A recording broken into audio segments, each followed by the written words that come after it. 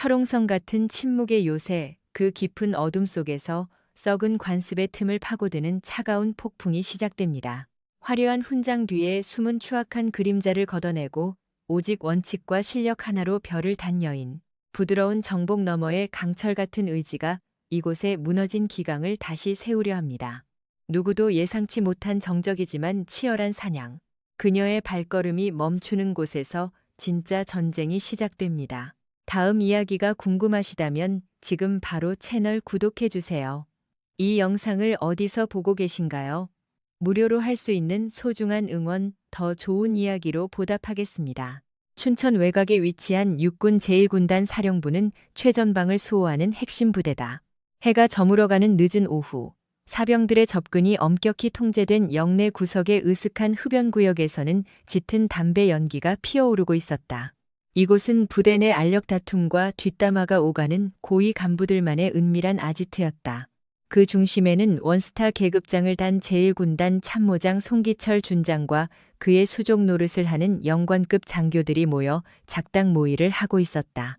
40대 후반의 나이에 별을 단 송기철은 사실 군인으로서의 기계나 눈부신 무공, 지휘 능력을 인정받은 자가 아니었다. 그는 국방부 핵심 요직의 실세들에게 아부하고 은밀한 상납고리를 만들어 장군이라는 권력을 쥐게 된 전형적인 정치 군인이었다. 군 내부에선 알만한 사람들은 다 아는 이 공공연한 비밀에도 불구하고 그는 뻔뻔하게 군단의 2인자 자리를 꿰차고 사령관 바로 아래에서 무소불위의 권력을 휘두르고 있었다. 참모장님, 내일 취임하는 신임 사령관이 정말로 여군이라는 흉흉한 소문이 사실입니까? 중령 계급장을 단 군수참모가 슬며시 눈치를 보며 물었다. 송기철은 피우던 담배를 바닥에 내동댕이 치고 구둣발로 비벼 끄며 코웃음을 쳤다. 단순한 여군이 아니라 그저 구색 맞추기용으로 별이나 달아준 계집일 뿐인데 본질이 변하겠어? 화약 냄새 진동하고 총칼이 오가는 이 군대는 태생적으로 진짜 사내들만의 생존 무대다. 그런 험악한 곳에서 치마 두른 여자가 지휘봉을 잡고 설친다는 것 자체가 한편의 코미디 아니냐? 송기철의 목소리에는 짙은 멸시와 노골적인 비웃음이 배어 있었다. 자신이 지난 20여 년간 바닥을 기며 온갖 굴욕을 참아내고 올라온 이 거친 계급 사회에 갑자기 여군 사령관이 낙하산 타고 내려온다는 사실이 몹시도 거슬렸던 것이다. 더구나 그녀가 정통 육군 사관학교 출신의 뛰어난 엘리트라는 소문은 그의 뼛속 깊은 열등감을 건드리고 말았다. 강서연이라 했던가? 육사 78기를 수석으로 졸업하고 역대 최단기로 3스타를 달았다며 콧대가 하늘을 찌르던데. 특전사 야전사령관 출신이든 뭐든 간에 내 구역에 기어들어와서 주제넘게 나댄다면 뼈도 못 추리게 철저히 짓밟아 주마. 기집애가 군대 통솔에 대해 뭘 안다고 지휘관 행세를 해? 뻔하지. 권력자들 품에 안겨 아양이나 떨면서 얻어낸 진급일 게다. 하지만 참모장님. 소문에 의하면 신임 사령관의 실전 전술 능력과 부대 장악력이 타의 추종을 불허할 정도로 대단하다고 합니다. 곁에 있던 최소령이 안절부절 못하며 조심스레 입을 사령관에 열었지만 송기철은 신경질적으로 손사래를 치며 일축했다. 능력은 무슨 얼어 죽을 놈의 능력. 야전에서 기집애들이 제 아무리 날고 기어봤자 결국 한계가 뚜렷한 유리천장에 부딪히기 마련이다. 내가 이 부대에서 장장 4년 동안 황제처럼 군림하면서 피땀 흘려 구축해 놓은 끈끈한 인프라가 얼마나 막강한 줄 아느냐?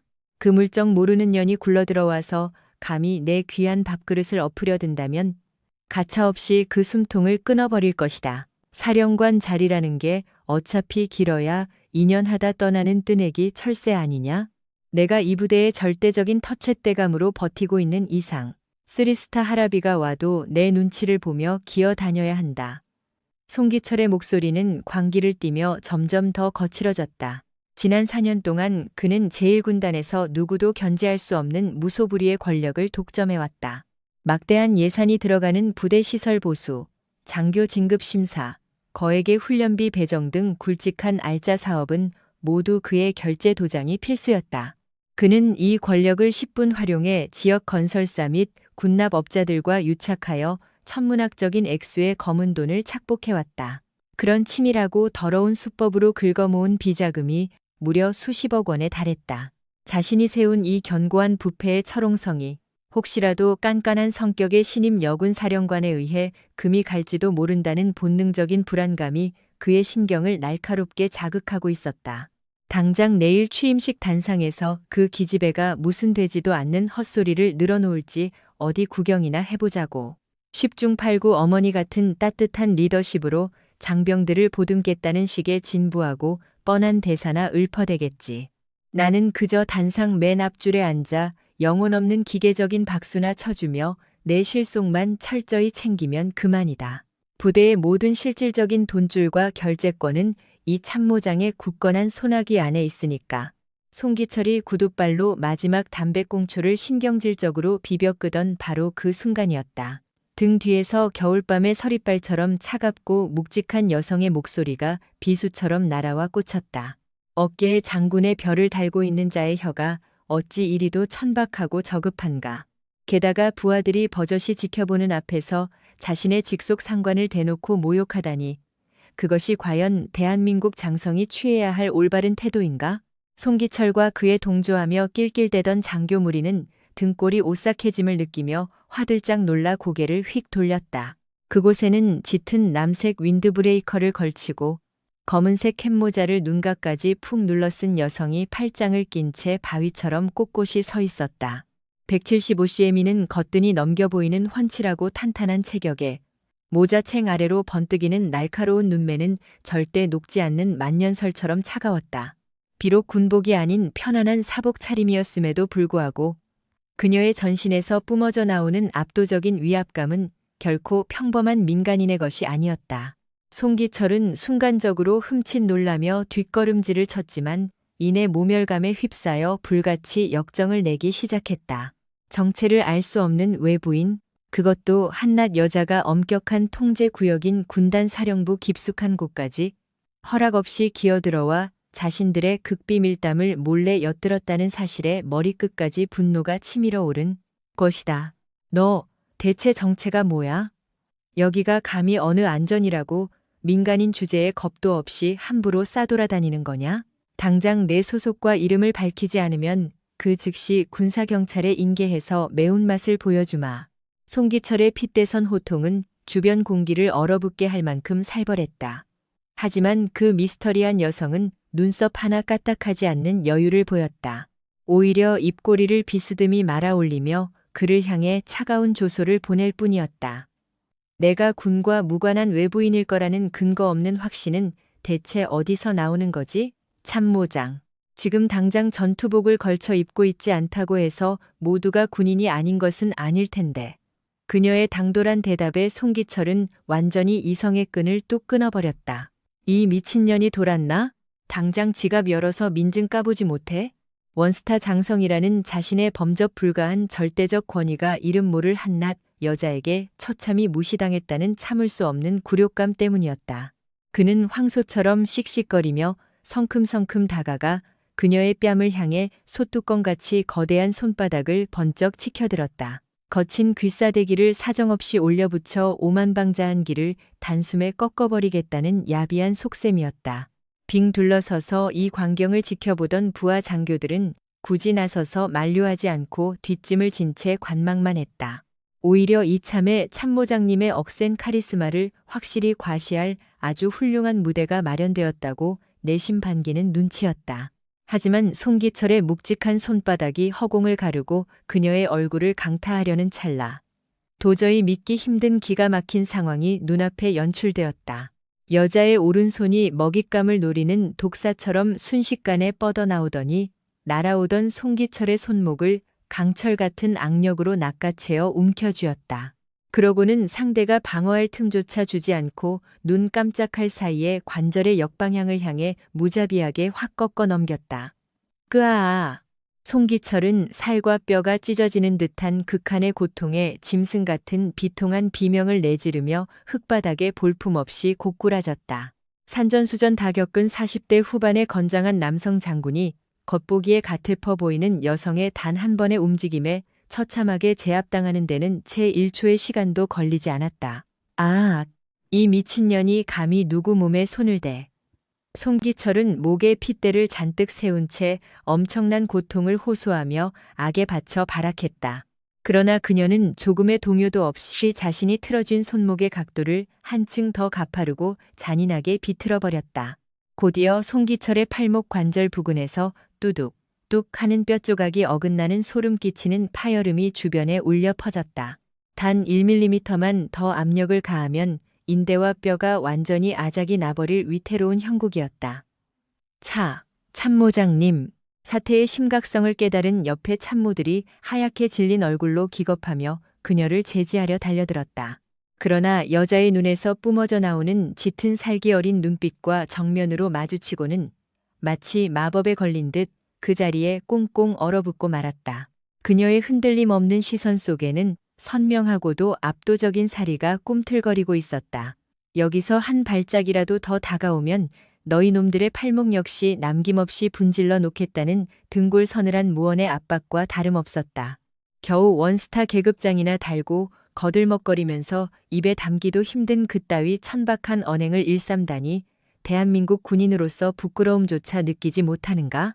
마치 자신이 부대의 나폴레옹이라도 된 양 직속 상관을 조롱하고 뒤로는 시커먼 뇌물 돈봉투나 챙기는 것을 훈장처럼 자랑스레 떠벌리는 게 바로 이 나라 장성들의 썩어빠진 현주소란 말인가? 여자의 음성은 살을 에이는 한겨울의 북풍한 설보다 훨씬 더 매섭고 서늘했다. 바닥에 엎드린 송기철은 그 순간 뒷덜미에 소름이 쫙 돋으며 지금 자신이 건드린 상대가 예사롭지 않다는 사태의 심각성을 직감했다. 나보다 높은 계급의 장성? 3스타? 그렇다면 혹시 당신이 설마 오늘 밤에 몰래 도착했다는 그 공포에 질린 송기철의 턱관절이 통제력을 잃고 달달 떨리기 시작했다.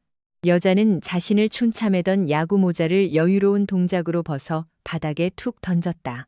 단정하게 꽉 묶어 올린 포니테일과 함께 서구적이면서도 칼날처럼 날렵하게 떨어지는 서늘한 얼굴선이 가감없이 드러났다. 나이는 기껏해야 30대 후반쯤으로 보일 만큼 젊었지만 그녀의 낯빛과 눈동자 속에는 수백 번의 험난한 야전과 생사가 오가는 사선을 직접 넘나들며 생존해온 진짜 군인 특유의 서슬퍼런 강인함이 깊숙이 깃들어 있었다. 우리 내일 아침 취임식 단상 위에서 아주 정식으로 다시 대면하도록 하지, 참모장. 그 영광스러운 자리에서는 내가 먼지 한 톨 없는 완벽한 정복 차림에 3스타 중장 계급장을 찬란하게 달고 니놈 앞에 설 테니. 그때도 굽히지 않고 내 면전에 대고 기집애라고 함부로 불을 두둑한 배짱이 남아있다면 어디 한번 마음껏 짓거려 보시지. 여자는 마치 불결한 오물 쓰레기를 내던지듯 송기철의 손목을 됐나버렸다. 송기철은 차가운 흙바닥을 이리저리 뒹굴며 금방이라도 뼈가 끊어질 듯 욱신거리는 팔목을 부여잡고 처절하게 신음했다. 그의 오만했던 안색은 이미 녹아내리는 촛농처럼 핏기 없이 하얗게 질려 있었다. 아, 참. 돌아서다 보니 잊을 뻔했군. 참모장 전결로 무소불위 처리해왔던 지난 4년간의 부대시설 보수 내역서와 모든 예산 집행, 회계 장부, 내일 일과가 시작되기 전까지 내 집무실 책상 정중앙에 빠짐없이 올려두도록 해라. 내일 부임하자마자 시작할 첫 공식 업무로 아주 뼈대 안쪽까지 숨김없이 탈탈 털어 감찰해볼 작정이거든. 만에 하나 숫자 단 하나라도 아귀가 맞지 않고 비어있다면 넌 아주 피곤하고 긴 겨울을 보내게 될 거다. 그녀의 날카로운 일갈의 송기철의 얼굴은 단순히 사색이 되는 것을 넘어 잿빛으로 파랗게 질려버렸다. 사령관이 직접 회계 장부를 샅샅이 들여다보겠다는 선언은 그가 지난 4년 동안 비열하게 빼돌려 은닉해둔 거액의 검은 돈 꼬리가 완전히 밟혀 파멸할 수도 있다는 사형 선고와도 같은 치명적인 경고였다. 여자는 바닥에 널브러진 그에게 단 한 번의 동정 어린 눈길조차 주지 않은 채 미련 없이 군화 발소리를 내며 그 자리를 표표히 떠났다. 안개 속으로 멀어지는 강서연 중장의 차가운 실루엣을 노려보는 송기철의 두 눈동자에는 지독한 공포와 억눌린 사리가 동시에 소용돌이치며 얽히고 있었다. 그녀의 모습이 완전히 시야에서 사라지자 소란스러웠던 흡연 구역에는 숨소리조차 내기 힘든 무거운 정적이 짓누르듯 감돌았다.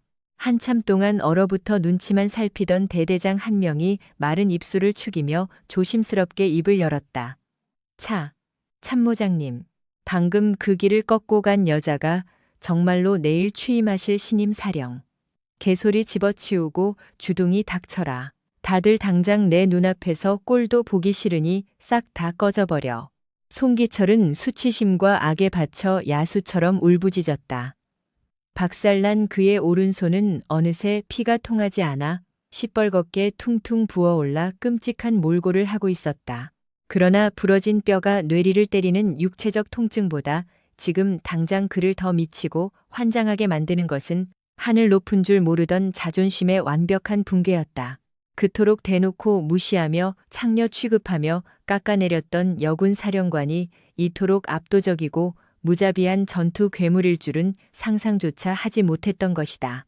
하지만 그 무엇보다 뼈저리게 끔찍한 사실은 그녀가 부임하기도 전부터 이미 자신이 저질러온 구린내 진동하는 비자금 횡령 내역을 정확히 냄새 맡고 압박해 들어오고 있다는 점이었다. 송기철은 한겨울 사시나무 떨듯 미세하게 경련하는 손길로 바지 주머니에서 황급히 스마트폰을 꺼내 들었다. 당장 국방부 최고 핵심 라인에 포진해 있는 최고위급 군 인사에게 긴급 구사일생의 SOS를 쳐야만 살 수 있었다.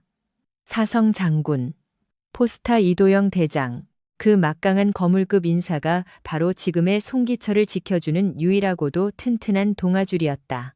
그러나 다급하게 통화 버튼을 꾹 누르려는 찰나 허공에 뜬 그의 손가락이 마비된 것처럼 딱딱하게 굳어버렸다.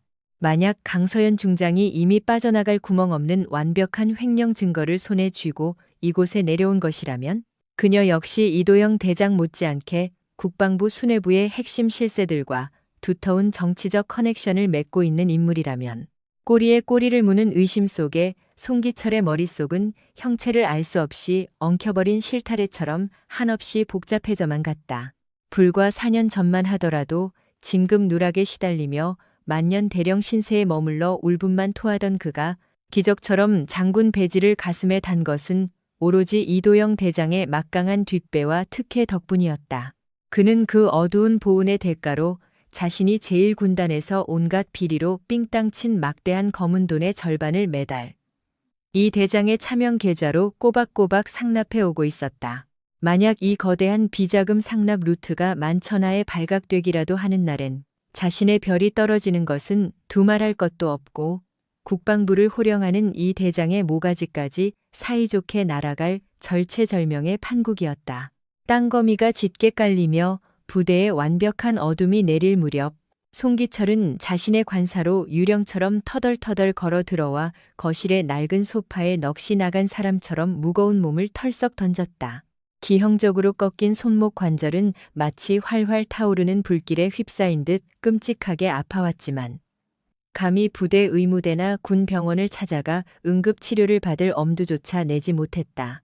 왜냐하면 규정상 군 병원에 방문해 치료를 받기 위해서는 진료 기록표상에 이 굴욕적인 부상이 정확히 언제, 어디서, 누구에 의해, 어떤 경위로 발생했는지 수치스러운 과정들을 한치의 거짓 없이 상세히 적어내야만 했기 때문이다. 직속 상관으로 부임할 여성 사령관에게 무참히 제압당해 손목 관절이 아작났다는 촌극을 도대체 어느 누구에게 보고할 수 있단 말인가? 송기철은 홀로 관사 구급함에서 진통제를 꺼내 삼키고 부어오른 팔목을 붕대로 거칠게 감싸며 이를 으드득 갈았다. 동이 트고 끔찍한 취임 행사에 막이 오르면 운명의 주사위는 던져진다. 강서연 중장이 제3군단의 정식 지휘봉을 넘겨받는 그 순간 그녀는 이 거대한 부대의 절대적인 권력자로 군림하게 될 터였다. 별 3개와 별 1개라는 계급장의 아득한 격차는 그저 쳐다보는 것만으로도 숨이 막힐 지경이었다. 송기철은 핏발 선눈으로 창밖을 노려보았다. 군단 본부를 밝히는 가로등, 불빛들이 칠흑 같은 어둠을 밀어내며 위태롭게 깜빡이고 있었다. 이 광활한 군사 영지는 지난 4년 동안 그가 왕이나 다름없이 군림하며 온갖 비리를 저질러온 무법지대였다. 그러나 내일 아침 해가 떠오르면 그 달콤했던 권력의 시대가 산산조각 날 위기였다. 그는 부상당한 손목을 감싸주며 지독한 결의를 다졌다.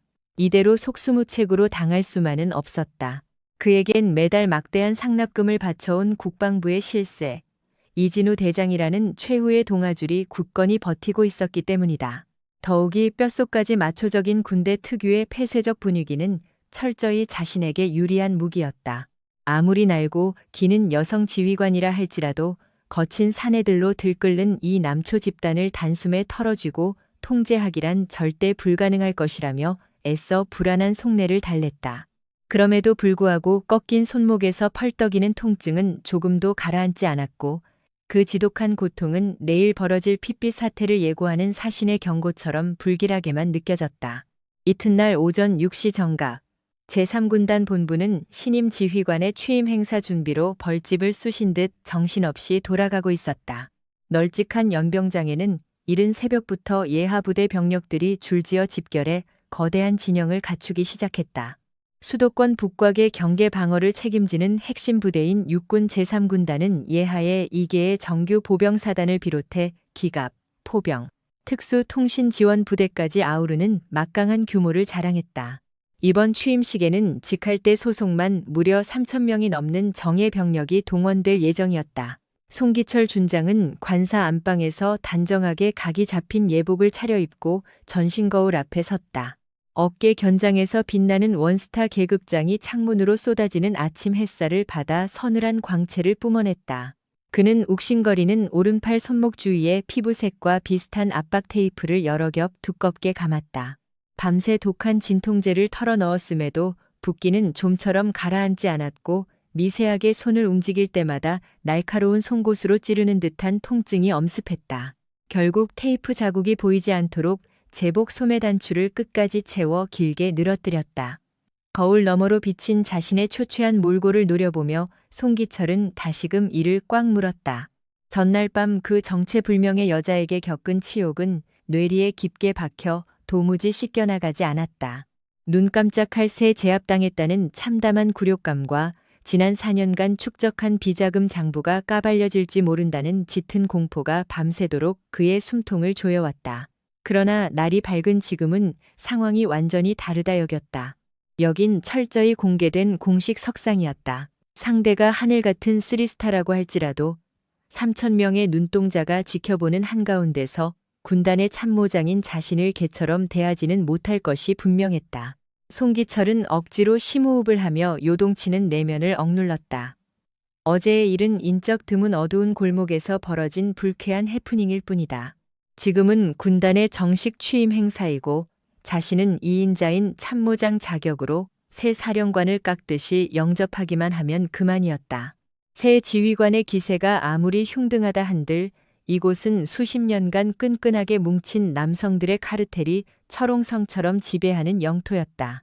부대 내 핵심 요직을 꿰차고 있는 영관급 지휘관들은 모두 송기철과 더러운 뒷돈을 나누며 수년간 짬짬이를 해온 충직한 수족들이었다. 그들은 오직 송기철의 손짓 하나에만 철저히 복종할 준비가 되어 있었다. 오전 7시 30분을 넘기자 광활한 연병장에 동원된 전 병력이 오차없는 도열을 완료했다. 사열대와 가장 가까운 최전방열에는 부대의 핵심인 영관급 간부들이 자리 잡았고 그 정중앙 중심축에는 참모장인 송기철 준장이 오만하게 버티고 섰다. 군단 서열 2위에게 당연히 주어지는 특권적인 위치였다. 그의 오른쪽으로는 작전을 총괄하는 송기동 대령, 인사행정의 실세 강현우 대령, 그리고 군사정보를 쥐락펴락하는 조영진 대령이 좌우로 간격을 맞춰 도열했다. 이들 셋은 무궁화 세계를 훈장처럼 번뜩이는 제3군단 최고의 엘리트 지휘부이자 송기철의 검은 돈 세탁을 돕는 핵심 공범들이었다. 송기철은 매의 눈으로 좌우 병력의 상태를 살폈다. 두약볕 아래 선 병사들의 굳은 얼굴 위로는 묘한 기대감과 팽팽한 긴장감이 교차하고 있었다. 깐깐하기로 소문난 신임 사령관의 부임 날이라는 압박감도 컸지만 무엇보다 대한민국 창군 이래 최초로 여성 군단장이 지휘봉을 잡는다는 역사적인 타이틀 때문이었다. 이는 국방부 수뇌부 내부에서도 엄청난 반발을 불렀을 만큼 파격 중의 파격인 인사였다. 여군이 장군 진급을 하는 것 자체도 낙타가 바늘구멍을 통과하는 일인데 수만 명의 목숨을 책임지는 군단장이라는 막강한 야전 실권을 거머쥔 것은 그야말로 전무후무한 대사건이었다. 사병들 사이에서는 벌써부터 새 사령관에 대한 전설 같은 무용담이 파다하게 퍼져 있었다. 강서연 중장이 647기 수석 임관자 출신이며 전방 GOP 수색대장부터 후방 특수전 부대까지 거치며 굵직한 무공훈장을 휩쓸었다는 소문이었다. 게다가 합참작전본부에 머물 당시 북한군의 기습 도발에 대비한 완벽한 3단계 입체 방어 매뉴얼을 직접 창안해 미군 수뇌부의 극찬을 받았다는 영웅담도 들려왔다. 그럼에도 송기철은 이런 뜬구름 잡는 평판들을 코웃음치며 무시했다. 여군이 훈련소에서 아무리 날고기며 우수한 성적을 냈다고 한들 진흙탕 같은 실전 부대 지휘 노하우는 턱없이 부족할 수밖에 없다고 확신했다. 더욱이 뼛속까지 마초적인 수컷들의 논리로 굴러가는 이 거대한 야전 조직을 온전히 장악한다는 건 망상에 가깝다고 굳게 믿고 있었다. 정각 팔씨를 알리는 시보와 함께 군악대의 웅장한 취조악이 울려 퍼지며 본 행사에 거대한 막이 올랐다. 연병장 맨 앞쪽에 우뚝 솟은 사열대 계단 쪽에서 군화 굽이 부딪히는 묵직한 인기척이 들려왔다. 송기철은 신경을 곤두세우고 예리한 독수리 같은 눈빛으로 그 방향을 집요하게 노려보았다. 그는 사열대로 올라오는 수행원들의 얼굴을 낱낱이 훑어 어젯밤 자신의 손목을 부러뜨릴 뻔했던 그 괘씸한 불청객을 색출해낼 속셈이었다. 참모장인 자신을 단숨에 바닥에 처박아버린 그 미친 여자는 필시부대 내 어딘가에 숨어든 스파이나 군사안보지원사령부 소속 요원일 것이라 단정했다. 이 지긋지긋한 행사가 끝나는 즉시 헌병대 특수임무대를 풀어서라도 기필코 그 여자를 생포해 지옥을 맛보게 할 작정이었다. 마침내 단상을 향하는 레드카펫 위로 누군가의 뚜렷한 실루엣이 모습을 드러냈다. 그 순간 송기철은 벼락이라도 맞은 듯 심장이 발밑으로 쿵하고 곤두박질치는 끔찍한 감각에 휩싸였다. 구김살 하나 없이 완벽하게 다려진 각 잡힌 정복 차림의 여성이 위풍당당한 걸음걸이로 단상 한가운데를 향해 다가오고 있었다. 정모챙 아래로 번뜩이는 두 눈동자는 어젯밤 보았던 것 이상으로 차갑고도 잔혹해 보였다. 그러나 무엇보다 송기철의 시선을 질리게 만든 것은 그녀의 양어깨 견장에서 눈이 멀듯 찬란하게 빛나고 있는 세 개의 굵직한 은빛별, 바로 중장 계급장이었다. 송기철은 자신도 모르게 헉 하는 단말마에 숨을 집어삼켰다. 서늘하게 날선 이목구비와 압도적인 골격은 틀림없는 어젯밤의 그 괴한과 일치했다. 당시엔 칠흑같이 어두운 주차장 구석에서 까만 모자를 푹 눌러쓰고 있어 얼굴을 온전히 확인하지 못했으나 저렇게 단상 위에서 정복을 입고 내려다보는 군주 같은 자태를 마주하니 일말의 의심조차 증발해버렸다. 강서연 중장. 대한민국 국군 역사상 최연소 3스타의 영예와 최초의 여성 군단장이라는 전설적인 타이틀을 동시에 거머쥔 괴물이 바로 어젯밤 자신을 쓰레기 취급하며 짓밟았던 그녀였던 것이다. 참모장 주변에 도열해 있던 대령들 사이에서도 충격에 빠진 술렁임이 전염병처럼 번져나갔다. 작전처장 송기동 대령이 슬며시 몸을 기울이며 은밀하게 귓속말을 던졌다. 참모장님, 저분이 새로 오신 강서연 중장님이 맞습니까? 도무지 3스타로는 안 보일 만큼 소문보다 훨씬 젊고 기가 셉니다. 입 닥치고 앞이나 봐. 송기철이 얼굴을 무섭게 일그러뜨리며 싸늘하게 일갈했다. 강하게 압박 붕대를 감아둔 손목 관절이 갑자기 불로 지지는 듯 다시 욱신거렸다. 찰나의 순간에 바닥으로 내동댕이 쳐지며 제압당하던 끔찍한 감각, 그리고 자신의 귓가에 냉혹하게 꽂히던 죽음의 경고 메시지가 환청처럼 머릿속을 강타하며 이성을 마비시키고 있었다. 강서연 중장은 거대한 사열대 단상 정중앙에 미동도 없이 서서 광활한 연병장을 가득 메운 3천여 명의 무장 병력을 여유롭고도 매서운 눈빛으로 천천히 훑어내렸다. 그녀의 시선에는 거대한 군단을 통솔해야 한다는 중압감이나 미지의 환경에 대한 두려움 따위는 먼지 한 톨만큼도 존재하지 않았고, 도리어 그 차가운 안광과 우연히 시선이 마주친 최전방 병사들이 맹수 앞에 초식동물처럼 압도당해 숨을 죽일 지경이었다. 강서연은 꼿꼿한 자세로 단상 마이크를 꽉 쥐고 마침내 굳게 닫혀있던 입술을 열었다. 제3군단 소속 전 장병들은 들어라. 본관은 금일 8시를 기점으로 신임 제3군단장 임무를 부여받고 이 자리에 선 강서연 중장이다. 마이크를 타고 연병장 구석구석으로 퍼져나가는 그녀의 발성은 대포 소리처럼 뚜렷하고 강경했다. 비록 톤이 높은 여성의 음성이었으나 그 이면에는 야전에서 뼈가 굵은 진성 군인들만이 뿜어낼 수 있는 피비린내 나는 압도적 아우라가 짙게 깔려 있었다. 본관은 사관학교를 수석으로 졸업한 이래 지난 20여 년의 세월 동안 단 한 번의 타협 없이 대한민국 국군의 창과 방패로 헌신해왔다. 최전방 말단 소대장을 시작으로 험지를 누비며 중대장, 대대장, 연대장 직책을 완수했고 최정예 보병사단의 참모장직을 역임하며 실전 감각을 갈고 닦았다. 합참 지휘부에서는 국가 안보와 직결된 핵심 작전을 총괄 기획했으며 육군 본부의 고질적인 병폐를 뜯어고쳐 교육 및 훈련 체계의 완전한 혁신을 주도했다. 이 숱한 피땀 어린 여정을 거치며 본관의 뼛속 깊이 새겨진 철학은 오직 단 하나다. 군대라는 조직은 목숨을 건 엄격한 기강과 그 어떤 외풍에도 흔들림 없는 강철 같은 원칙 아래에서만 생존할 수 있다는 절대적 진리다. 강서연의 서슬 퍼런 연설이 이어지자 넓디 넓은 연병장에는 바늘 하나 떨어지는 소리조차 들릴 만큼 무거운 정막이 내려앉았다. 3,000명에 달하는 대병력이 마치 마법에 걸린 듯 쥐 죽은 듯이 기립한 채 오직 사령관의 날카로운 목소리에만 모든 신경을 곤두세우고 있었다. 내가 오늘 이 무거운 단상에 올라선 것은 여성 군인이라는 구경거리용 꼬리표를 달고 온 것이 아니다. 오로지 10만 대군을 호령하고 제3군단을 이끌 대한민국 육군의 정식 3스타, 그 합당한 자격으로 이 자리에 선 것이다. 전장에서 내 성별 따위는 아무런 의미가 없는 쓰레기에 불과하다.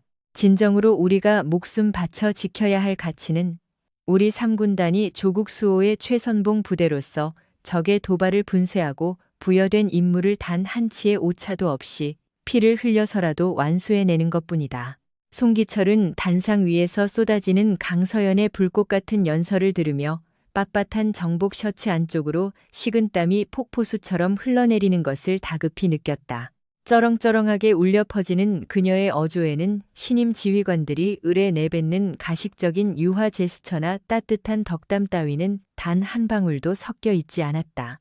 포용과 화합이라는 허울 좋은 명분으로 부대를 이끌어보겠다는 뻔한 레퍼토리 대신 규정 위반자들의 목을 치겠다는 피도 눈물도 없는 철권 통치와 극단적인 엄벌주의를 전 부대원 앞에서 노골적으로 천명하고 있었기 때문이다. 본관이 이 막중한 자리에 발령받고 부임 준비를 하며 가장 먼저 돋보기를 들이댄 것은 바로 우리 제3군단 지휘부의 비정상적인 결제 라인과 썩어 빠진 자금 집행 시스템이다. 그리고 그 과정에서 참으로 경악을 금치 못할 범죄 수준의 문제점들을 다수 포착했다. 외부로 반출된 기밀 서류들은 교묘하게 숫자가 조작된 채 허위로 꾸며져 있었고 수십억 원대에 달하는 장비 재물 조사 내역은 창고의 실제 재고와 전혀 맞지 않았으며 횡령을 돕는 특정 간부들의 인사평가 자료만 선택적으로 파기되어 있었다. 강서연의 입에서 터져나온 이 끔찍한 폭탄 선언에 사열대 앞 VIP석의 공기는 영하의 날씨처럼 차갑게 얼어붙고 말았다. 꼿꼿이 서 있던 병사들의 대열 사이로 충격에 빠진 수군거림이 파도처럼 번져나가기 시작했다. 송기철의 안색은 핏기가 완전히 가신 잿빛으로 변해 흉측하게 일그러졌다. 저 발언은 신임 군단장이 취임하기도 전에 이미 부대 내부의 깊숙한 뒷조사를 모조리 끝마치고 자신의 비자금 장부까지 손에 쥐었을지도 모른다는 사형 선고나 다름없었다.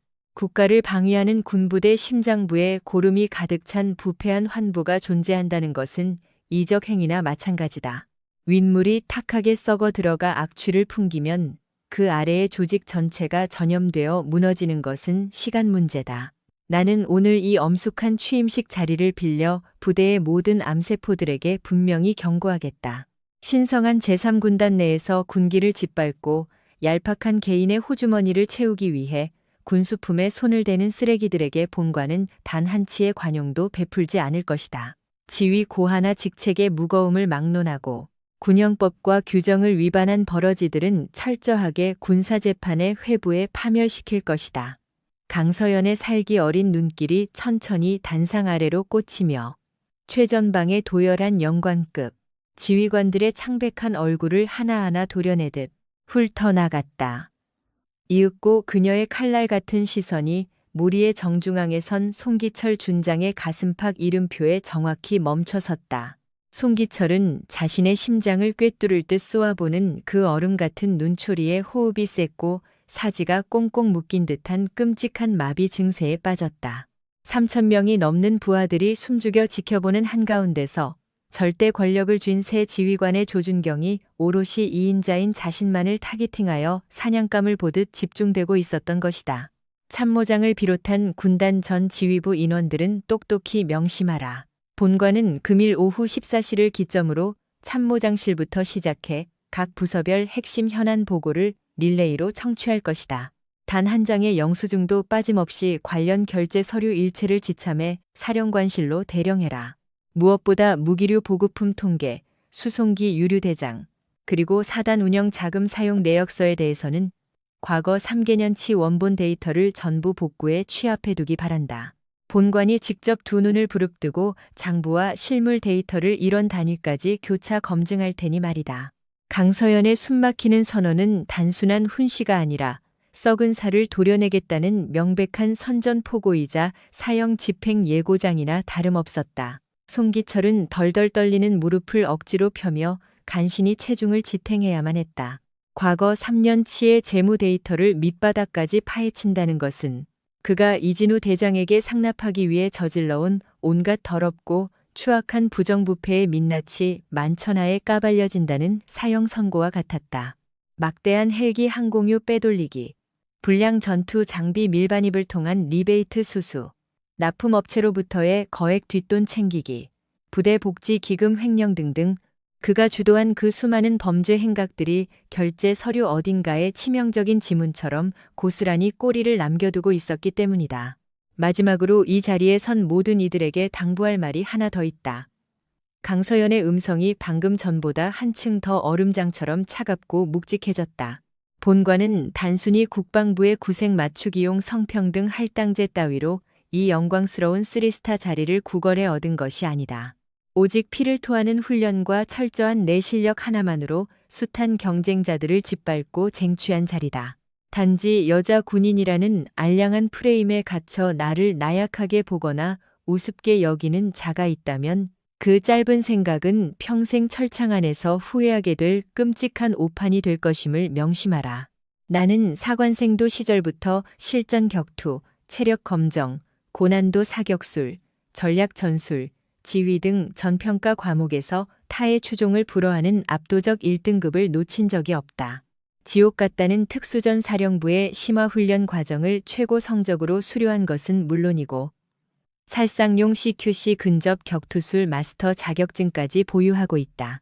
행여나 내 전투 기량이나 지휘 능력을 얄팍한 잔머리로 시험하려 드는 치기 어린 간부가 있다면 언제든지 내 집무실로 찾아와라. 환영해주겠다. 단 패배하여 부러지는 뼈와 파면당하는 대가는 스스로 뼈저리게 감당해야 할 것이다. 강서연의 소름 끼치는 연설이 잦아들자 연병장 전체에는 침을 꿀꺽 삼키는 소리조차 낼 수 없는 무거운 침묵만이 감돌았다. 이것은 흔히 볼 수 있는 의례적인 취임 인사가 아니라 부대 내의 썩은 목들을 모조리 쳐내겠다는 피바람을 예고하는 사륙의 선전포고나 다름없었다. 그녀는 가식적인 온정주의로 부하들의 비위를 맞추며 다독일 마음이 머리카락 한 올만큼도 없어 보였다. 오로지 틈 한 줄기 허용하지 않는 완벽한 통제와 서슬퍼런 군영법대로만 이 거대한 부대를 철권 지배하겠다는 무서운 집념만을 노골적으로 뿜어냈을 뿐이다. 이것으로 본관의 취임사를 가름하겠다. 제3군단 전 장병들이여, 우리는 조국의 최전방 안위를 책임지는 절대 무너지지 않는 철벽이다. 우리에게 부여된 막중한 책무를 완수하기 위해 한마음으로 전진하자. 단결. 강서연이 절도 있게 각이 잡힌 거수경례를 붙이자 사열대를 둘러싸고 늘어선 3,000명의 정예 병력 모두가 하늘이 떠나갈 듯 우렁찬 함성과 함께 일제히 오른손을 쳐들었다.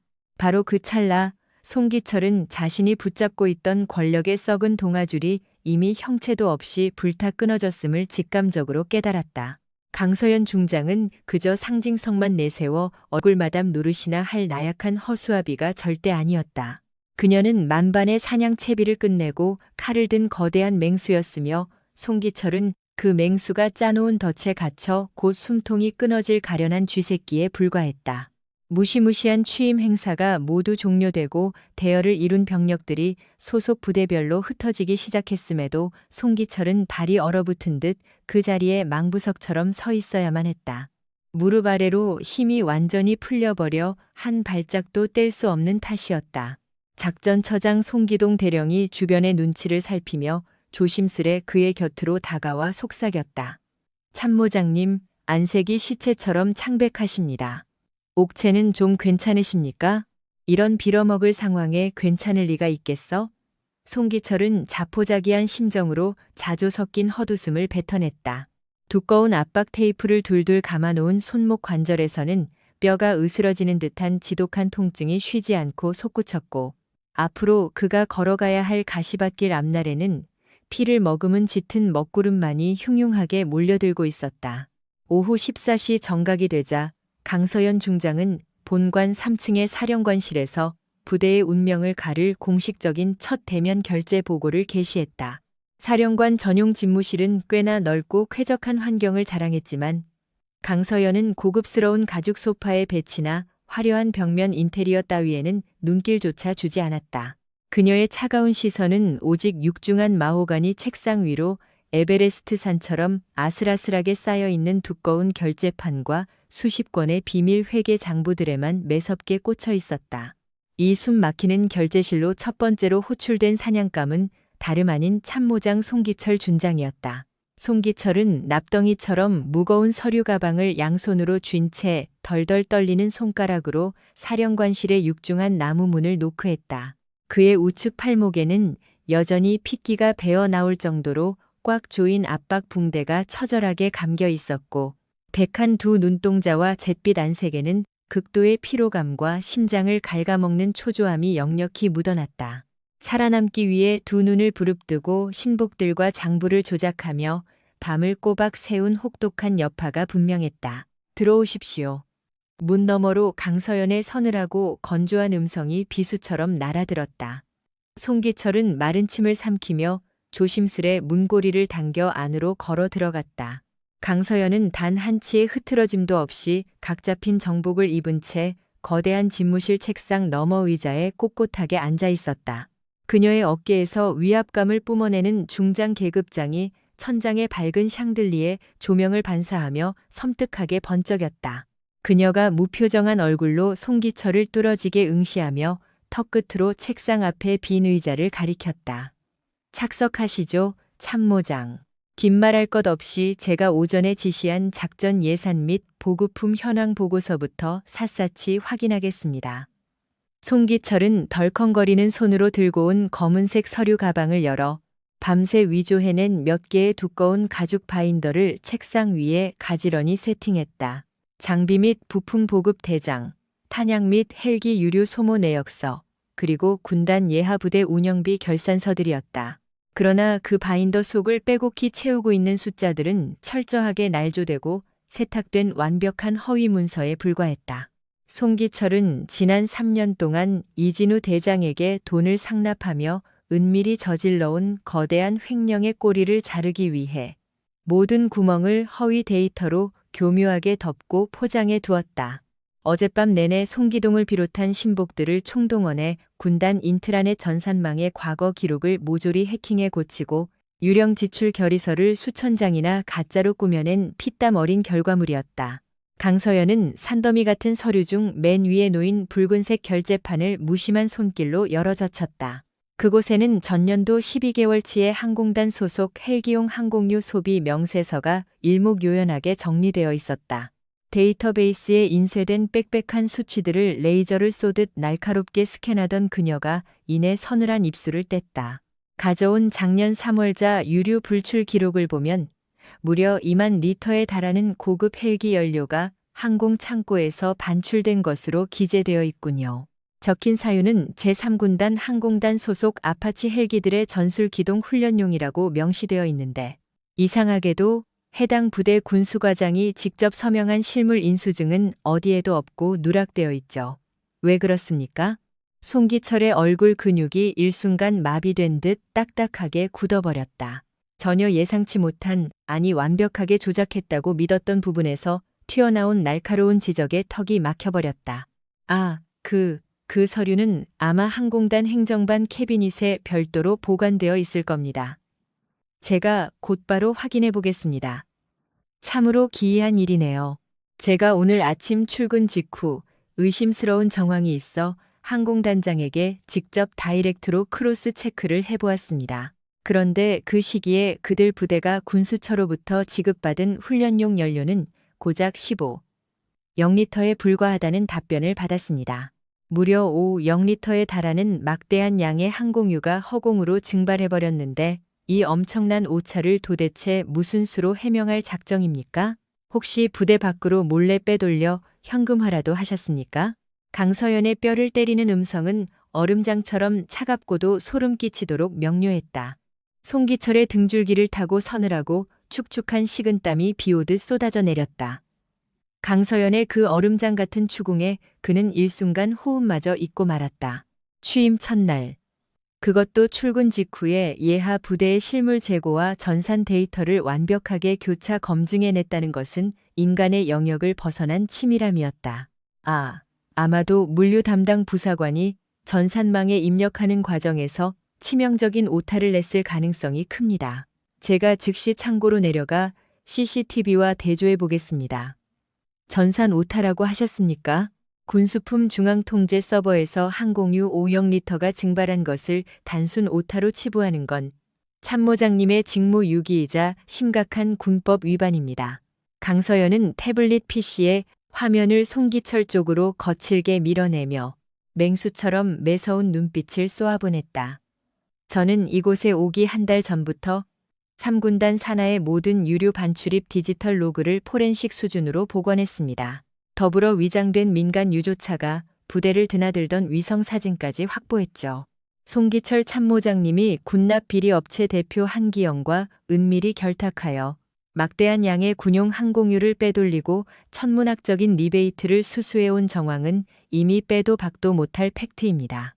송기철의 핏기가 가신 얼굴은 갓 죽은 시체처럼 창백하게 질려버렸다. 한기영은 경기권 군납시장을 쥐락펴락하는 악명 높은 브로커이자 사업가였다. 송기철은 지난 3년간 그와 검은 카르텔을 형성하여 폐급 부품을 신형으로 둔갑시키고 헬기 연료를 밀매하는 등 조직적인 범죄를 주도해왔다. 그 추악한 거래로 그의 차명 계좌에 꽂힌 뇌물만 무려 6억 원을 훌쩍 넘긴 상태였다. 군단장님, 명백한 오해이십니다. 누군가 저를 음해하기 위해 교묘하게 조작한 제 사전에 조작이나 착오 따위는 없습니다. 강서연은 서늘한 음성으로 그의 말을 자르며 보안인가가 찍힌 붉은색 파일철을 테이블 위로 던졌다. 묵직한 마찰음과 함께 쏟아져 나온 종이들에는 송기철이 해외 페이퍼 컴퍼니를 통해 우회 개설한 암호화폐 지갑과 차명 계좌의 자금 추적 내역이 적나라하게 담겨 있었다. 송금된 IP 주소부터 환전된 액수, 그리고 브로커의 서명까지 한치의 오차도 없이 나열되어 있었다. 지난 3년간 당신의 차명 네트워크를 통해 세탁된 불법 비자금이 도합 6억 2천만 원입니다. 그중 4억 원은 한기영의 위장 계열사에서 흘러나왔고 나머지 역시 군납 비리에 연루된 하청 업체들의 뒷돈이죠. 이토록 완벽하게 입증된 금융 로그 앞에서도 계속 오리발을 내미실 작정입니까? 송기철은 성대가 마비된 듯 헐떡거리며 단 한마디도 내뱉지 못했다. 강서연이 움켜쥔 증거물은 그의 숨통을 끊어놓을 완벽한 사형 선고나 다름없었다. 금융당국의 추적조차 피할 수 있도록 3중 딥웹을 통해 세탁한 자금망이었건만 그녀는 부임 전부터 첩보 작전을 방불케 하는 정보력으로 이 모든 장막을 박살낸 것이다. 지휘관님, 제발 제가 이 억울함을 소명할 수 있도록 하루만, 아니 반나절이라도 유예를 주십시오. 저는 절대. 그 구질구질한 변명은 제가 아니라 국방부 조사본부 취조실에 가서 하시길 바랍니다. 저는 오늘 오후 5시 정각에 이 모든 비위 증거를 군검찰에 다이렉트로 이첩할 것입니다. 당연히 참모장 직위 해제 건의서도 함께 올라갈 거고요. 강서연의 눈빛은 한치의 타협도 허용하지 않는 강철검과 같았다. 송기철의 머릿속이 새하얗게 탈색되며 끔찍한 절망감이 목통을 조여왔다. 그러나 뼛속까지 권력에 기생해온 그가 이대로 순순히 파멸을 맞이할 리 없었다. 그의 등 뒤에는 이 판국을 단숨에 엎어버릴 거대한 그림자, 육군 본부를 쥐락펴락하는 실세 중의 실세인 이도영 대장이 버티고 있었기 때문이다. 군단장님, 모든 서류를 국방부로 넘기시기 전에 참모장으로서 마지막 고언을 드리고 싶습니다. 이 정도 규모의 군납 비리 의혹이 언론과 상급 부대에 노출되면 군단장님의 초기 리더십은 물론이고 3군단 전체의 존립 기반마저 뒤흔들리는 치명적인 오점이 될 것입니다. 덮을 수 있는 문제는 내부에서 조용히 도려내는 것이 조직을 위한 길 아닙니까? 조직을 위한 길? 범죄자들을 제 식구라는 핑계로 껴안고 고름을 키우는 것이 군단의 존립을 지키는 방식입니까? 강서연의 목소리는 활화산처럼 끓어오르는 분노를 억누르고 있었다. 사리사욕에 눈이 멀어 헬기 연료까지 팔아먹는 당신 같은 기생충들이야말로 육군의 명예를 시궁창에 처박고 있는 주범들입니다. 제 목에 칼이 들어와도 이딴 역겨운 카르텔은 모조리 도려낼 것입니다. 송기철은 핏발선 눈을 번뜩이며 자리에서 천천히 일어났다. 파리하게 질린 입술과는 대조적으로 그의 동공 속에는 살아남기 위해 무슨 짓이든 하겠다는 도끼가 가득 차올랐다. 극단적인 파괴 공작만이 유일한 살기림을 깨달은 것이다. 군단장님의 확고한 뜻 뼛속 깊이 새기겠습니다. 처분만을 기다리고 있겠습니다. 송기철은 차갑게 얼어붙은 얼굴로 거수경례를 마친 뒤 무거운 발걸음으로 지휘관실 문을 나섰다. CCTV 사각지대인 비상계단으로 몸을 숨긴 송기철은 손을 벌벌 떨며 보안이 걸린 대포폰에 전원을 켰다. 그가 다급하게 호출한 인물은 작전참모 송태경 중령. 즉 지난 3년간 작은 일을 도맡으며 리베이트를 함께 나누어 먹은 가장 충직한 사냥개였다. 뚜르르 하는 신호음이 두 번째 울리기도 전에 전화가 연결되었다. 송중령, 당장 비상이다. 사실상 데프콘 1급 사태야. 새로운 미친 군단장이 우리가 은폐했던 차명 계좌와 이중 장부의 하드카피본까지 전부 확보했다. 이대로 5시가 되면 우린 나란히 육군 교도소행이다. 판을 엎어버릴 물리적인 시간이 필요해.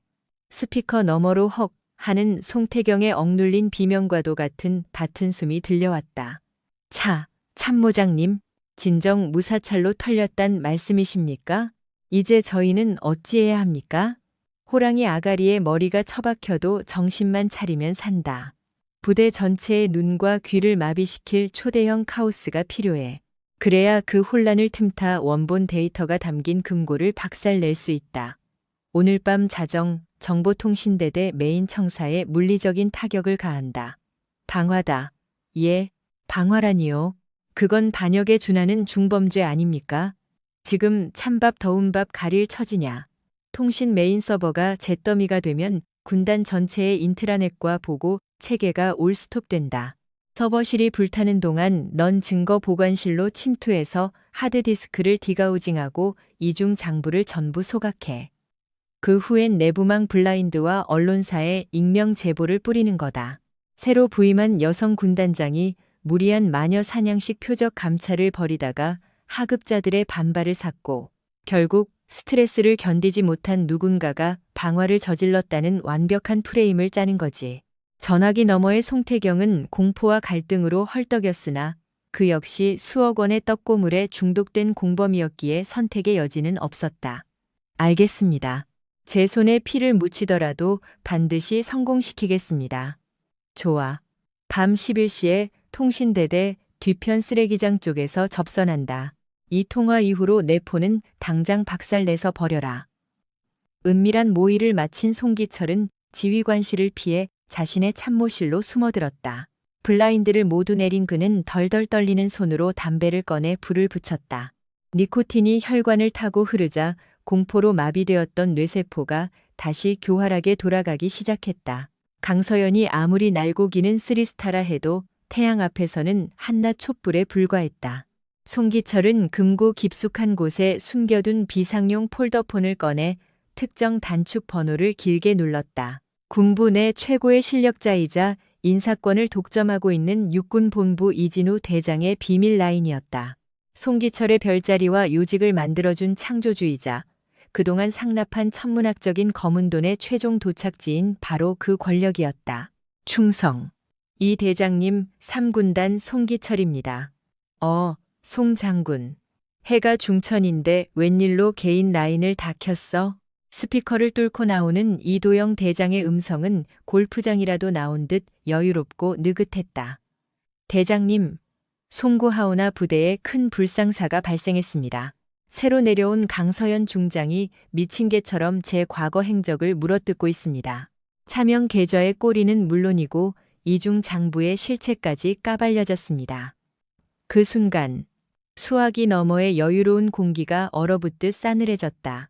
낮게 가라앉은 이진우 대장의 목소리가 뱀처럼 스멀거렸다. 그 계집이 부임하자마자 칼춤을 춘다고? 자네가 얼마나 일처리를 허술하게 했으면 그깟 기집애 하나한테 꼬리를 밟히나? 죽을 죄를 지었습니다. 하지만 솟아날 구멍은 파두었습니다. 오늘 밤 3군단 심장부에 물리적인 화재를 일으켜 남은 증거를 잿더미로 만들겠습니다. 3군단 심장부에 그리고 그 모든 책임을 강서연의 히스테릭한 강압 감찰 탓으로 뒤집어 씌워 군단을 뒤집어 놓을 계획입니다. 호호, 방화라. 극단적이긴 하지만 나쁘지 않은 시나리오군. 좋아, 자네는 현장에서 그 여자의 무능함이 돋보이도록 판을 짜게. 나는 육본과 국방부 출입 기자들을 움직여서 여군 지휘관의 치명적인 한계라는 기사를 대문짝만하게 내주지. 애초에 전방 군단의 치마 두른 장성이라니 군대가 미쳐 돌아가는 꼴을 이참에 바로잡아야지. 통신이 끊어지자 송기철의 입가에 마침내 안도의 미소가 번졌다. 육군의 살아있는 권력이 든든한 방패막이가 되어준다면 두려울 것이 없었다. 시간은 속절없이 흘러 어느덧 시계바늘이 밤 10시 30분을 가리키자 3군단 사령부는 무거운 암흑과 짙은 안개 속으로 가라앉았다. 자정이 가까워지는 시각, 송태경 중령은 통신대대 뒤편에 버려진 폐자재 창고 옆 짙은 그림자 속에 웅크려 있었다. 그의 손에 들린 스포츠 가방 안에는 인화점 조작을 거친 공업용 톨루엔 3통과 스마트폰으로 원격 조작이 가능한 전자식 기폭제가 들어있었다. 심장이 갈비뼈를 부술듯 뛰었지만 그는 군화의 발소리조차 내지 않고 유령처럼 2층 비상구로 접근했다. 보안 시스템 점검을 핑계로 미리 복제해둔 전자태그 RFID 카드를 대자 경고음 없이 철문이 스르륵 열렸다. 1층 당직실에 불빛만을 남겨둔 채 건물 전체가 수면 상태였다. 송태경은 곧장 메인 광 케이블이 지나는 2층 EPS실로 침투해 뱀처럼 얽힌 통신선 위로 독한 냄새를 풍기는 톨루엔을 아낌없이 쏟아부었다. 그리고 배전반 틈새에 기폭 장치를 설치한 뒤 40분 후에 카운트다운을 시작했다. 흔적 없이 건물을 빠져나온 그는 인적이 드문 체력 단련장 뒤편 숲에서 송기철과 조우했다. 사복 차림의 송기철은 초조하게 담배를 씹고 있었다. 세팅은 완벽하게 끝났나? 예, 참모장님. 40분 후면 3층 서버실까지 불길이 도달해 모든 데이터가 완전히 녹아내릴 겁니다. 수고했다. 이제 우리는 경보음이 울릴 때까지 대기한다. 불길이 치솟으면 내가 즉시 지휘봉을 잡고 진화 작업을 엉망으로 꼬아놓을 거다. 소방차가 진입하지 못하도록 길을 막고 초기 진화를 고의로 지연시켜 부대를 완전한 마비 상태로 몰고 가야 해. 정확히 0시 40분. 고막을 찢어버릴 듯한 요란한 사이렌 소리가 3군단 본부의 정막을 단숨에 갈기갈기 찢어놓았다. 송기철 일당은 지휘관용 레토나를 거칠게 몰아 화재 현장으로 급발진했다. 이미 통신대대 2층 창문 틈새로 맹렬한 오렌지빛 화염이 뿜어져 나오고 있었고 시커먼 유독가스가 하늘을 가리고 있었다. 비상사태다. 당직 사관은 당장 전 병력을 깨워 현장으로 투입해. 송기철은 군화도 제대로 신지 않은 척 연기하며 미친 듯이 고함을 질러댔다. 소화기를 들고 뛰어오는 초동 대처조를 향해 그는 일부러 건물이 붕괴될 위험이 있으니 전원 반경 50m 밖으로 후퇴하라며 말도 안 되는 지시를 내려 진압의 골든타임을 고의로 갉아먹었다. 불길이 3층 서버실의 방화벽마저 녹여버리려던 찰나. 시끄러운 사이렌 소리를 뚫고 얼음 송곳 같은 목소리가 송기철의 뒤통수를 강타했다. 진압을 지휘해야 할 참모장이 오히려 불길을 키우고 있군요. 흠칫 놀라 돌아본 송기철의 시야에 완벽한 전투복 차림에 단독 군장까지 결속한 강서연 중장이 압도적인 위압감을 뿜어내며 서 있었다. 그녀의 어깨에서 빛나는 세 개의 별보다 모든 것을 꿰뚫어 보는 듯한 고요한 눈동자가 더욱 섬뜩했다. 군단장님, 가스 폭발의 위험이 커서 제가 병력의 접근을 통제하고 통제가 아니라 방조이자 공범의 행동이겠죠. 강서연은 송기철의 어깨를 차갑게 밀쳐내고는 매서운 눈보라 같은 시선으로 타오르는 불길을 응시하며 단 한치의 오차도 없이 현장의 상황을 통제하기 시작했다. 소방항공대의 투입 시점은 언제인가? 강서연의 차가운 물음에 부관이 10분 뒤라고 답하자 그녀의 미간이 좁아졌다. 기다릴 시간 없다. 그때면 3층 서버의 메인 프레임이 잿더미가 될 거다. 그녀는 주변을 기민하게 살피더니 복도 벽면에 비치된 대용량 특수 진압 산소통을 발견하고는 주저없이 다가갔다. 무려 30kg이 넘는 육중한 장비였으나 강서연은 단숨에 둘러쬐다. 군단장님, 독가스가 퍼지고 있습니다. 이건 자살 행위입니다. 송기철이 가식적인 경악을 꾸며내며 막아섰지만 강서연은 싸늘한 콧방귀로 그를 무시한 채 화염이 치솟는 2층 진입로로 쇄도했다. 방독면조차 없이 전투복 옷깃만으로 입을 막은 그녀의 발걸음은 일말의 망설임도 없었다. 비상구 문을 박차고 들어선 3층은 지옥을 연상케 하는 붉은 화마의 장이었다. 유독성 연기가 시야를 가렸으나 특수전 사령부 출신인 그녀의 직감은 정확히 발화점인 중앙통제실을 가리키고 있었다. 강서연은 산소통의 노즐을 개방하여 맹렬한 기세로 푸른 소화액을 분사했다. 일반 장교들은 안전지대에서 무전기나 붙잡고 있었겠지만 대테러 훈련을 마스터한 그녀의 동선은 완벽하고 치밀했다. 첫 번째 장비가 바닥나자마자 파쿠르를 하듯 2층으로 뛰어내려 새 장비로 교체해 오기를 수차례. 그녀의 고군분투 끝에 미친 듯이 날뛰던 화마가 기세를 잃었고 마침내 헬기 레페를 타고 내려온 특수구조대원들이 잔불 진압을 마무리 지었다. 20여 분 뒤 시커먼 연기를 뚫고 걸어 나오는 강서연의 전투복은 형편없이 그을려 있었고 뺨에는 숯검정이 가득했다. 하지만 맹금류처럼 빛나는 그녀의 안광을 마주한 송기철은 등골이 오싹해졌다. 자신이 짠 완벽한 테러 시나리오가 빗나간 것은 물론 오히려 강서연이 목숨을 걸고 군의 핵심 자산을 지켜낸 불세출의 영웅으로 각인되는 순간이었기 때문이다. 강서연은 소방대장과 인수인계를 마친 즉시 송기철의 앞을 가로막았다. 아직 매캐한 연기를 뿜어내는 건물을 손가락으로 가리킨 그녀는 단호하게 입을 열었다. 참모장, 안내하십시오. 발화의 시작점을 직접 확인해야겠습니다. 송기철이 붕괴 위험을 핑계로 뒷걸음질을 쳤으나 강서연은 안전 확보는 이미 끝났다며 그의 얄팍한 변명을 일축하고는 잔해 속으로 성큼성큼 걸어 들어갔다. 겁에 질린 송태경 중령과 창백해진 송기철이 마지못해 그 뒤를 따랐다.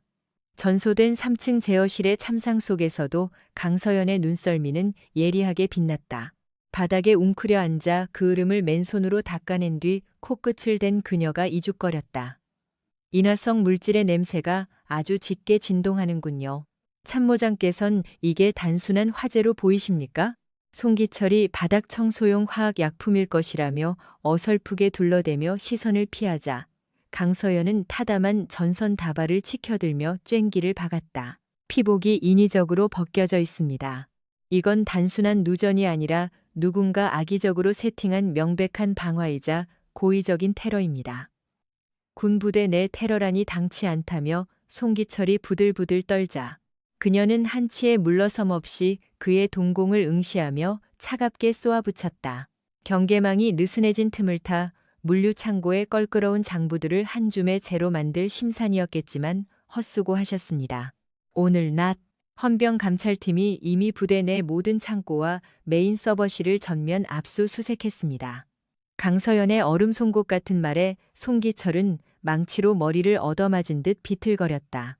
그녀는 지난 5년간 그가 조작한 문건과 비자금 흐름을 완벽히 복구해낸 상태였다. 특수전의 기본은 적이 시선을 돌린 곳에 이면을 찌르는 것입니다. 당신이 불꽃놀이로 내 눈을 가리려 발악하는 동안 나는 당신의 심장부를 털었습니다.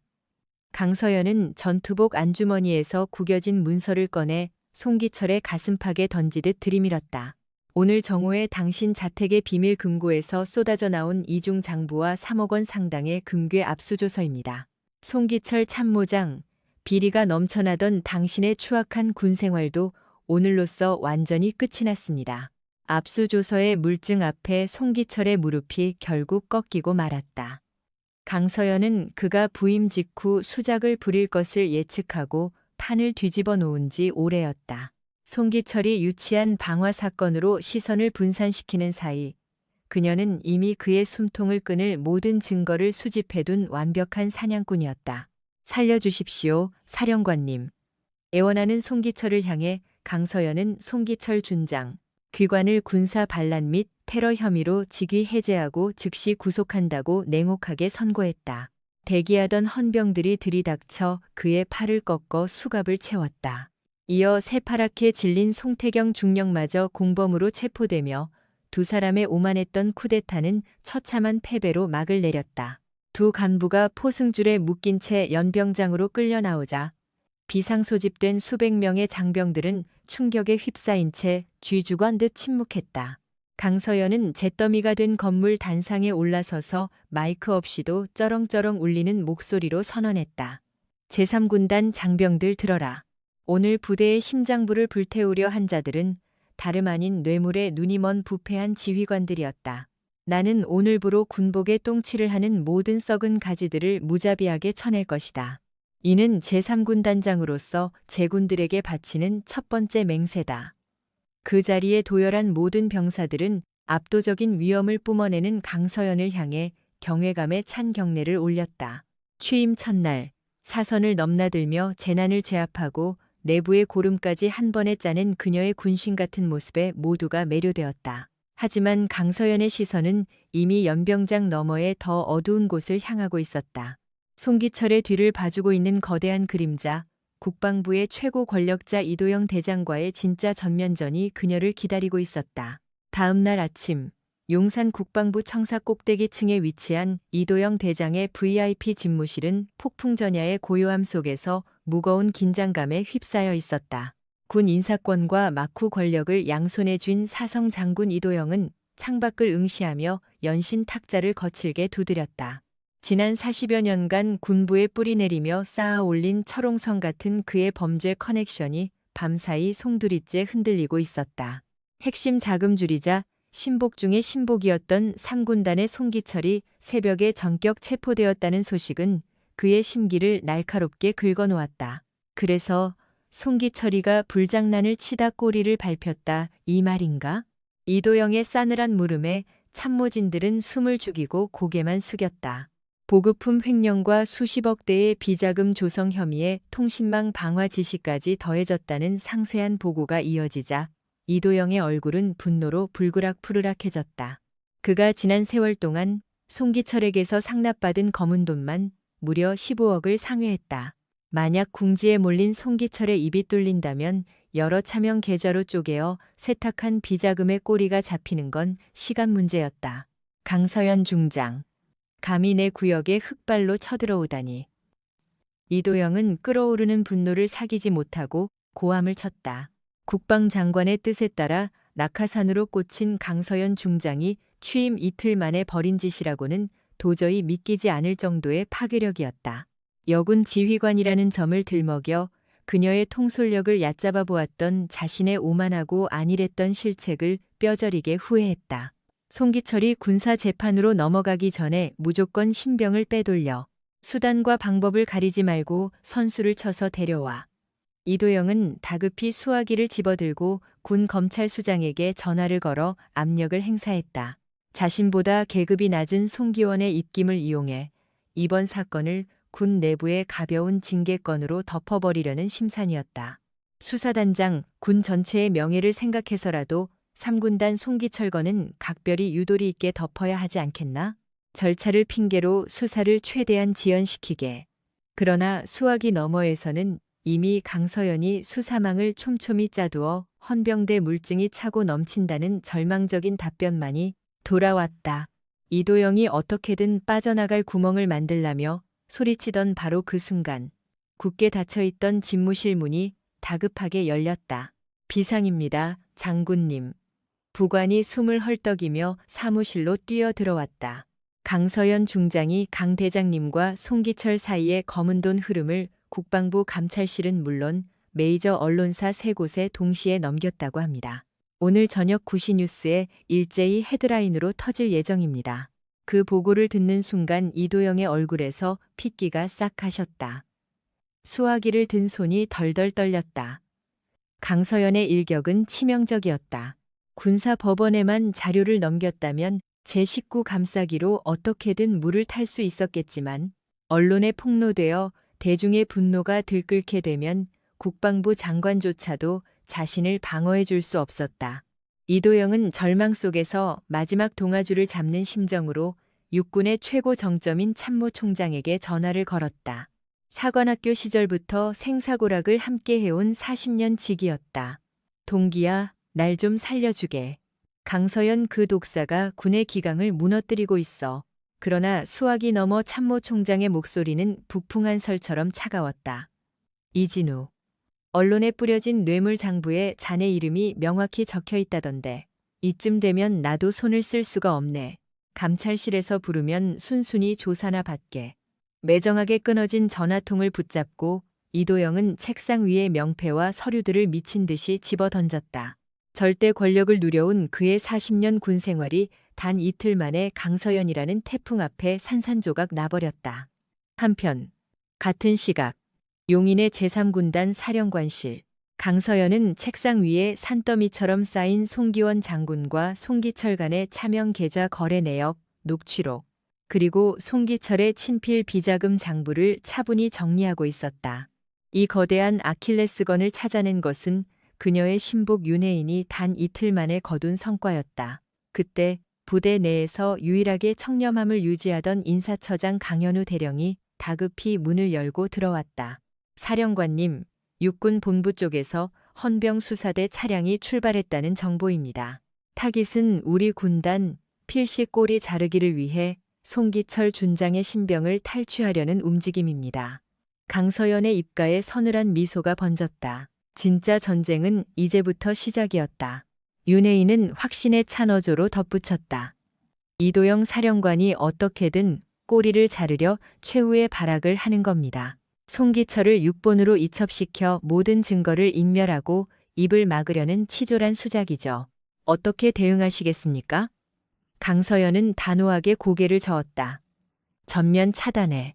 송기철은 명백히 우리 3군단 소속이며 이 모든 비리의 온상도 바로 여기다. 육본 수사단이 이 사건에 개입할 법적 명분은 단 한 줄도 없어. 윤서연은 곧장 의자에서 일어나 전투복 상의를 단정히 걸쳐 입었다. 그녀가 방탄 헬멧을 챙겨 들고 문을 나서자 강현우 대령이 긴장한 얼굴로 뒤따랐다. 사령관님, 만약 육본 측과 무력 충돌이라도 발생하면 어찌 감당하시렵니까? 물리적 충돌? 그런 일은 없을 거요. 나는 오직 군법과 원칙이라는 절대적인 무기를 쥐고 싸우는 중이니까. 저들이 먼저 총구를 겨누지 않는 한 유혈 사태는 없소. 윤혜인은 즉각 군사경찰 특임대 스디티 막사로 향했다. 연병장에는 완전 무장을 마친 특수 헌병들이 출동 지시만을 기다리고 있었다. 윤혜인은 선두 지휘 차량에 올랐고 강현우 대령을 비롯한 핵심 참모들도 결연한 표정으로 동승했다. 본청 정문 앞을 전면 봉쇄한다. 강서연의 명령이 떨어지자 흑색 전술 차량들이 사이렌을 울리며 맹렬히 질주했다. 군단 최고 지휘관이 직접 특임대를 이끌고 작전에 나서는 것은 전례를 찾아볼 수 없는 파격적인 행보였다. 하지만 윤혜인은 지금 이 순간이 3군단의 명운을 가를 분수령임을 직감하고 있었다. 송기철을 6본에 넘기는 순간 이도영은 모든 죄를 덮어쓰고 남은 잔당들과 함께 진실을 땅에 묻어버릴 것이 자명했다. 오후 3시 15분 3군단 위병소 앞으로 6본 소속 검은색 세단과 호송 차량 5대가 요란하게 들이닥쳤다. 선두 차량에서 내린 헌병 수사대장의 전투복 어깨에는 중령 계급장이 거만하게 번쩍였다. 그는 초병의 가슴팍에 신분증을 거칠게 들이밀며 윽박질렀다. 6본 헌병 수사단이다. 송기철 준장의 신병을 즉각 인수하라는 상부의 명을 받고 왔다. 당장 차단기를 올려라. 위병소 책임 간부는 당황한 기색이 역력했다. 그는 다급히 지휘 통제실로 한 라인을 연결해 비상 상황을 전파했다. 통제실은 지체 없이 작전 지휘 중인 강서연 중장에게 이 사실을 보고했다. 사령관님, 6본 측 수사관들이 막무가내로 송기철 준장의 인도를 요구하며 진입을 시도 중입니다. 단호히 거부해라. 우리 3군단 예하의 피의자는 내 직속 허가 없이 단 한 발자국도 밖으로 나갈 수 없다.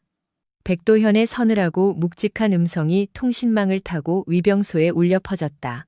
정문 통제관은 무전 내용을 확인한 뒤 헌병 중령을 가로막았다. 죄송합니다만 군단장님의 직접적인 제가 없이는 결코 출입을 허가할 수 없습니다. 지금 장난해? 이건 6본 최고 지휘부의 엄명이다. 당장 저 바리케이드를 치우지 못해. 헌병 중령이 핏대를 세우며 고함을 내질렀다. 바로 그 찰나 정문 안쪽 도로에서 날카로운 타이어 마찰음이 터져나왔다. 현장에 있던 6본 수사관들의 시선이 일제히 소리의 진원지로 향했다. 검은색 K131 전술 차량들과 방검복으로 무장한 특임 대원들이 겹겹이 진을 치며 다가오고 있었다. 살벌한 무장 병력의 위압감에 6본 측 인원들은 순간 숨을 죽였다.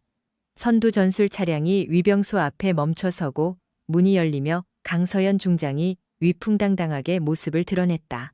야전 상의에 선명하게 박힌 3스타 계급장이 매서운 햇빛을 받아 번뜩였다. 윤혜인은 차에서 내려 헌병 중령의 코앞까지 거침없이 다가섰다. 내가 제3군단 사령관 강서연 중장이요. 남의 부대 앞마당에서 행패를 부리는 목적이 대체 무엇이오? 헌병 지휘관은 한소희의 뿜어내는 압도적인 살기에 눌려 저도 모르게 마른 침을 삼키며 뒷걸음질을 쳤다. 3스타와 투고드락이라는 하늘과 땅 차이의 계급 격차는 감히 쳐다보기조차 힘든 벽이었다. 저희는 6본의 긴급 지시를 받고 송기철 준장의 신병을 호송하려 파견되었습니다. 6본의 어떤 자가 그런 월권 행위를 지시했단 말이오. 그게 헌병 중령은 차마 입을 떼지 못하고 우물쭈물했다. 애초에 그는 이도영 사령관의 은밀한 사주를 받고 급파된 터라 정식으로 기한된 작전 명령서 따위는 있을 리 만무했다. 정식 공문서가 있다면 당장 내 눈앞에 꺼내보시오. 강서연이 차갑게 손을 내밀었다. 중령은 서류 가방을 만지작거렸지만 텅 빈 가방에서 합법적인 영장이 나올 리 없었다. 서면으로 된 정식 지시서조차 없다면 당장 이 부대 앞에서 꺼지시오.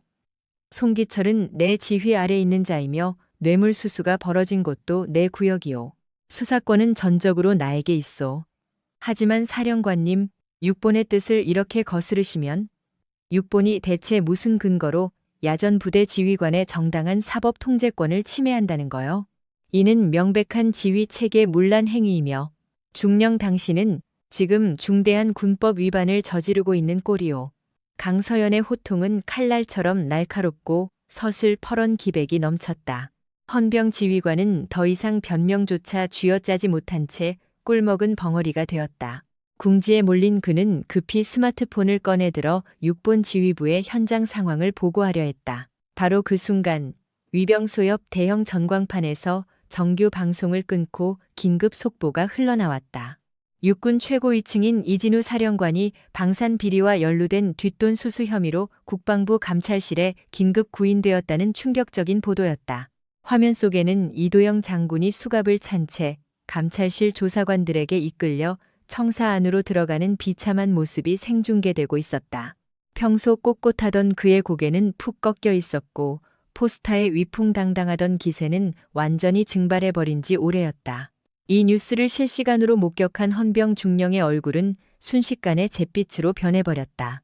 자신에게 불법적인 명령을 하달했던 든든한 뒷배, 이도영 사령관이 나락으로 떨어졌다는 것은 곧 자신의 이번 임무가 완벽하게 명분을 잃고 실패했음을 의미했다. 그는 체념한 듯 강서연을 향해 빳빳하게 거수경례를 올렸다. 큰 결례를 범했습니다. 사령관님, 저희는 2만 부대로 철수하겠습니다. 6본 수사관들은 마치 쫓기는 쥐떼처럼 황급히 차량에 올라타 현장을 도망치듯 빠져나갔다. 윤혜인은 매캐한 흙먼지를 일으키며 사라지는 호송차들의 뒷모습을 차갑게 쏘아본 뒤 뒤편의 강현우 대령을 향해 고개를 돌렸다. 대령, 즉시 송기철 준장을 군사재판소로 이첩하여 구속 수감하시오.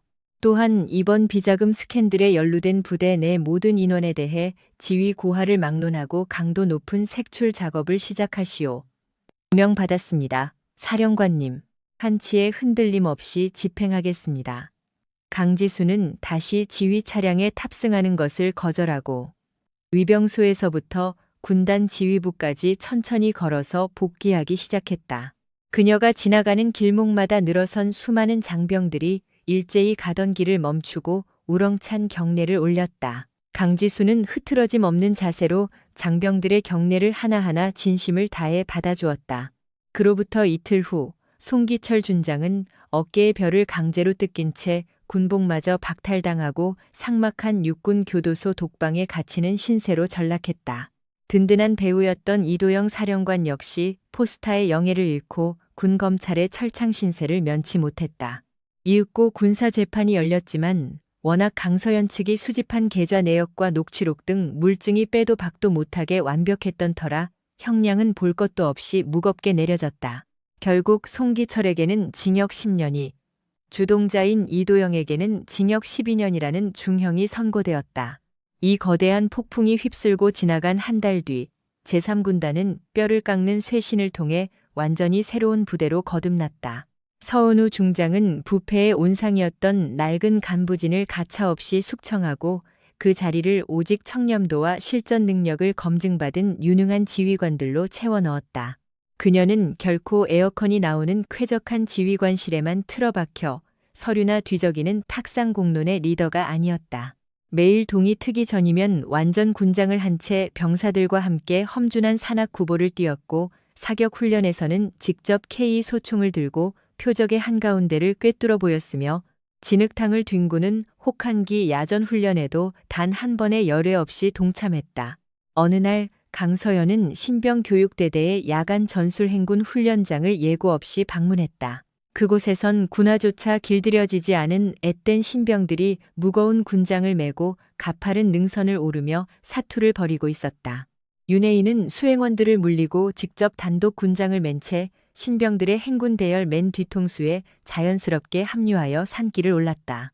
하늘 같은 쓰리스타 군단장이 가장 계급이 낮은 훈련병들과 같은 보폭으로 거친 숨을 몰아쉬는 광경은 부대원들 가슴속에 묵직한 파동을 일으켰다.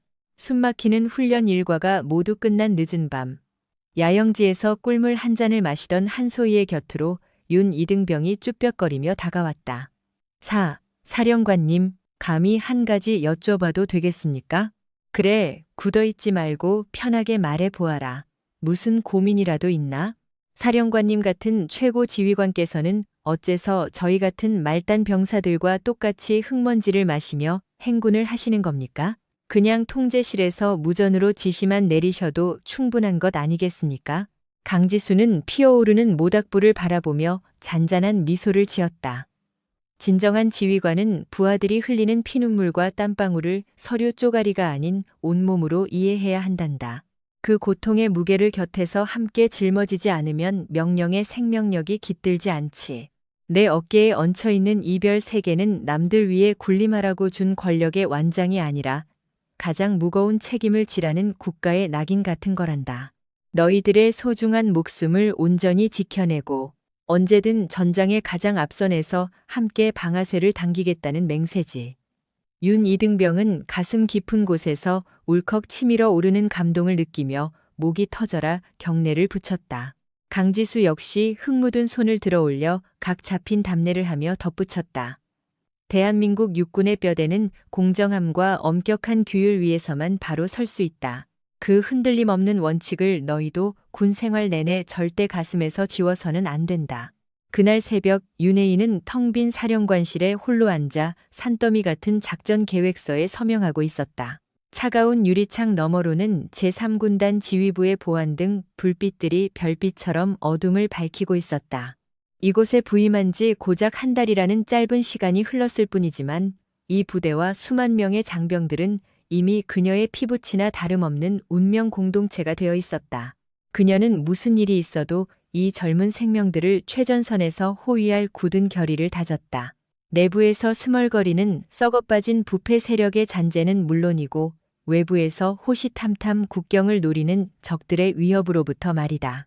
권유리 중장은 언론이 떠들어대는 창군 이래 최초의 여성 군단장이라는 화려한 수식어에 결코 안주할 생각이 없었다. 그녀는 언제나 올바른 신념을 거침없는 실천으로 증명해내는 참된 무인이자 군인이었다. 그리고 부패를 끊어내고 정의를 세우기 위한 그녀의 눈부신 진군은 이제 막 거친 출발선을 박차고 나갔을 뿐이다. 최종적인 의미와 교훈은 다음과 같습니다. 폭풍이 지나간 자리, 비로소 맑은 공기가 감돕니다. 우리는 흔히 권력이 세상을 바꾼다고 믿지만 정작 세상을 지탱하는 것은 화려한 별이나 자리가 아닌 꺾이지 않는 원칙이었습니다. 진정한 강함은 누군가를 짓밟는 힘이 아니라 모두가 외면하는 진실을 마주할 줄 아는 용기에서 나옵니다. 가장 낮은 곳에서 묵묵히 헌신하는 이들의 눈물이 헛되지 않도록 오늘도 누군가는 차가운 밤 공기를 가르며 묵직한 발걸음을 내딛습니다. 당신의 원칙은 오늘 어떤 길을 가리키고 있습니까?